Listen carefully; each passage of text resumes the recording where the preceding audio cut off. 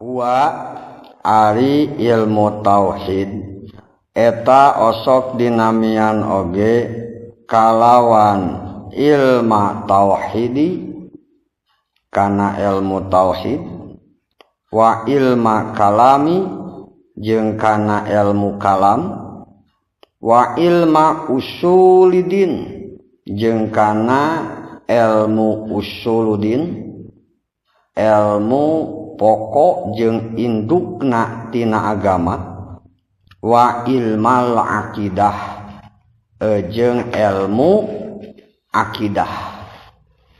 Nah jadi anu nami tauhid, kalam, usuluddin, ponya kitu deui aqaid atawa akidah eta mangrupakeun lafad anu bangsa mutaradif nyaeta ayat ta'addada lafduhu wa ayyatahida maknahu. Ari lapad nama eta teh beda-beda, tapi ari makna nama eta teh sarua, makna nama eta keneh. Nah, fangna ieu nu nami ilmu eta dibahasakeun jeung dinamian ilmu tauhid kupedah dina ieu ilmu eta ngabahas kana wahdaniyatna Allah Ta'ala, ngabahas kana satunggalna Allah Ta'ala, rek satunggal dina datna sifatna atanapi dina padamelanana. Nah kusabab ieu ilmu eta ngabahas kana wahdaniyatna Allah, maka ieu ilmu dinamian kalawan ilmu tauhid. Jadi ieu masuk atanapi lebet dina mimbabi tasmiyatil kul bi tasmiyatil juj gitu. Lebet dina bab mere ngaran perkara anu aya sakabehanana ku perkara anu jadi dina sebagian. Da urang apal kapan ari nu nami ilmu tauhid eta teh sanes wae ngabahas kana wahdaniyatna Allah Subhanahu wa Ta'ala, tapi ngabahas oge kana wujudna Allah, kidamna Allah, ponya kitu deui barang anu mustahil dina hakna Allah Ta'ala jeung barang anu jaiz dina hakna Allah Ta'ala. Nya kitu deui dina perkara anu wajib, mustahil, jaiz dina hakna para rasul jeung pirang-pirang perkara anu mungkinan. Nah, jadi ngangaranan ieu tauhid eta teh ngangaranan tina juz'iyah anu dijadikeun kuliah. Kusabab dina ieu ilmu eta ngabahas kana wahdaniyatna Allah, maka ieu ilmu dinamian kalawan ilmu tauhid. Jeung kaduana ieu ilmu tauhid sok disebat oge ilmu kalam. Tah, naha bet disebat ilmu kalam karena dihikayatkeun kapungkur wabil khusus di zaman Imam Abu Hasan Al-Asy'ari jeung Imam Abu Mansur Al-Maturidi. Di eta zaman seueur pisan perdebatan tur papaduan dina masalah pembahasan sifat kalam. Jadi ampir-ampiran dina sawaktu ahli sunnah eta debat jeung golongan haswiyah, jeung golongan mujassimah, jeung golongan mu'tazilah anu paling sering dijadikeun pembahasan tur dijadikeun perdebatan eta dina masalih sifatan kalamna Allah Subhanahu wa Ta'ala. Saking ku sering jeung remena terjadi perdebatan dina masalah sifat kalam, sehingga kaya-kaya nunami ilmu tauhid eta teh ngan sekedar ngabahas sifat kalamna Allah Ta'ala, sehingga tina arah-arah kitu dinamian ieu nunami ilmu tauhid teh kalawan ilmu kalam. Karena terjadi pergulatan jeung perikhtilafan tur perdebatan dina masalah sifat kalam ieu. Cok golongan Mu'tazilah kalam Allah eta teh makhluk, kalam Allah eta teh anyar. Anu ieu pendapat ieu ayeuna akidah dikonter di lempengkeun kuno nami ulama-ulama ahli sunnah wal jamaah. Karena sanyana ari kalam Allah eta teh mangrupakeun sifat anu wajib, kalam Allah eta teh lain makhluk.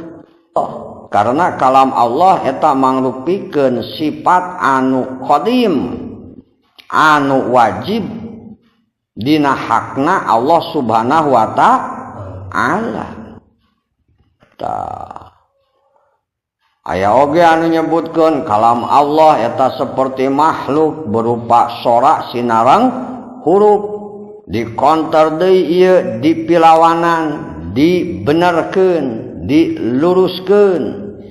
Kana yen sanyana kalam Allah eta laisat bisautin wala harfin. Nunami kalam Allah eta sanes berupa huruf jeung oge sanes berupa suara. Nah, jadi tina bangetna papaduan jeung perdebatan dina masalah sifat kalam, sehingga dinamian nunami ieu ilmu kalawan ilmu kalam. Oge ieu nunami ilmu tauhid osok dinamian ilmu usuluddin, nyaeta pokok-pokona agama atawa asalna nunami agama. Karena ieu anu nami ieu ilmu tauhid eta teh ngurung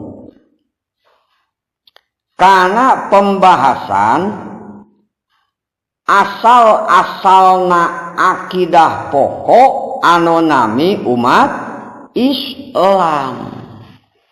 Anu mana moal ge aya anu nami amal ibadah urang lamun urang henteu iman ka Allah Subhanahu wa Ta'ala.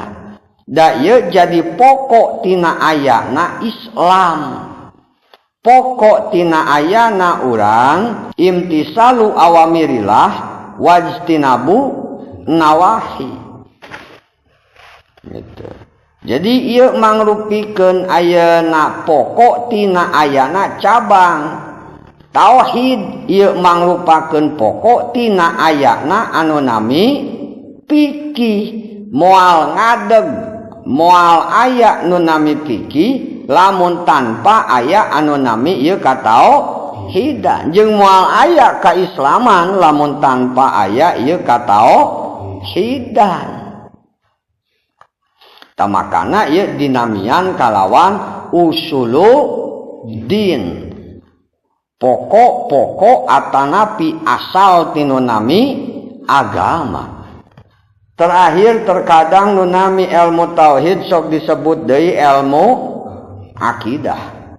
Napangna ieu nunami ilmu tauhid disebut ilmu akidah ku peda ieu ilmu tauhid eta ngabahas kana pirang-pirang akidah anu wajib ku urang dikanyahokeun, anu doraka urang samudayana lamun henteu nganyahokeun kana ieu akidah anu wajib diyakinkeun nana.